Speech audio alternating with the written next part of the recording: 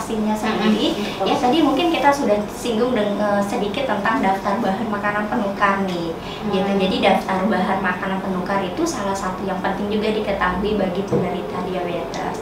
Jadi daftar bahan makanan penukar itu adalah kelompok bahan makanan yang mempunyai nilai gizi yang setara.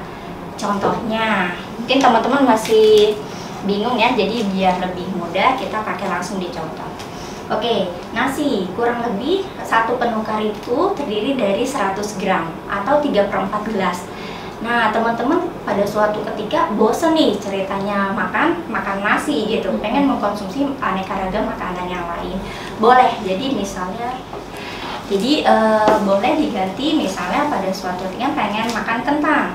Nah, 2 buah kentang ukuran sedang itu sama kalorinya, protein dan karbohidratnya di dalam. Karbohidrat setara dengan nasi ukuran 3/4 gelas atau 100 gram. Seperti itu. Terus pengen lagi nih konsumsi dari roti misalnya. 3 lembar roti itu juga memiliki nilai energi yang sama dengan 2 buah kentang yang tadi atau nasi 100 gram. Seperti itu. Jadi fungsinya daftar bahan makanan penukar adalah bisa memilih varian dari jenis karbohidrat yang lain sehingga keanekaragaman bisa terpenuhi, tapi dengan catatan kadar gula darahnya memang sudah terkendali gitu.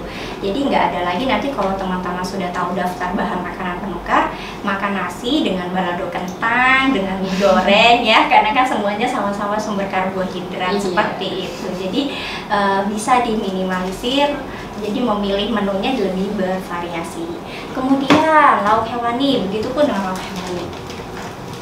Jadi teman-teman bisa memilih nih, misalnya hari ini mengkonsumsi ayam, lauk hewani ayam kurang lebih 1 potong ukuran segini itu sama misalnya dengan telur 1 butir kebutuhan kalorinya. Ikan potongannya kurang lebih seperti ini itu juga sama dengan ayam 1 potong seperti itu. Jadi kurang lebih 40 gramnya ini sama juga dengan seperti ini komposisi ikannya ya. Jadi itu bisa untuk varian bentuknya seperti ini yang saya makan, jumlahnya itu bisa dilihat dari daftar bahan makanan penukarnya gitu. Jadi lebih memudahkan dalam pengaturan diet pasien. Oh begitu. Oke, baiklah.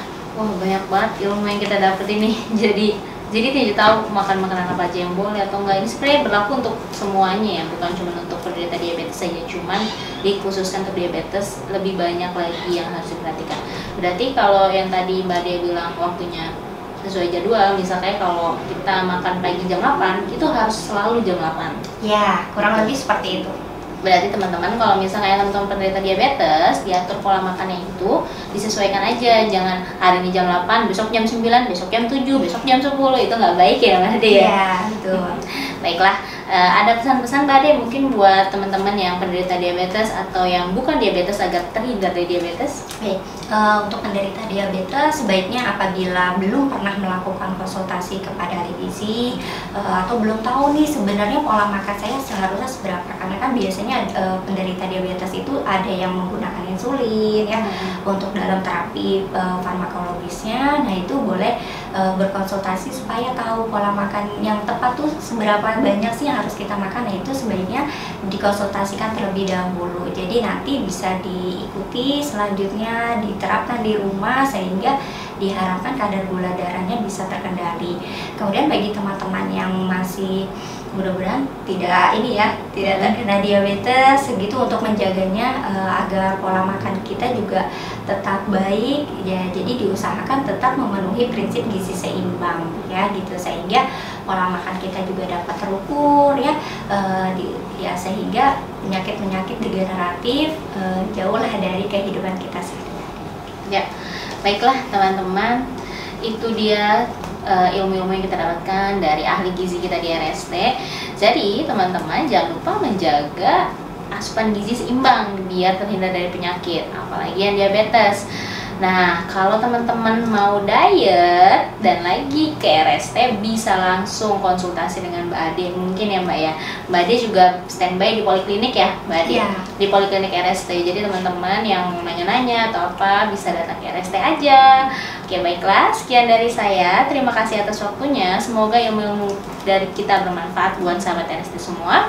Sampai ketemu di pertemuan berikutnya, dan jangan lupa di like, share, subscribe, and comment. Wassalamualaikum warahmatullahi wabarakatuh. Dah. Waalaikumsalam warahmatullahi wabarakatuh.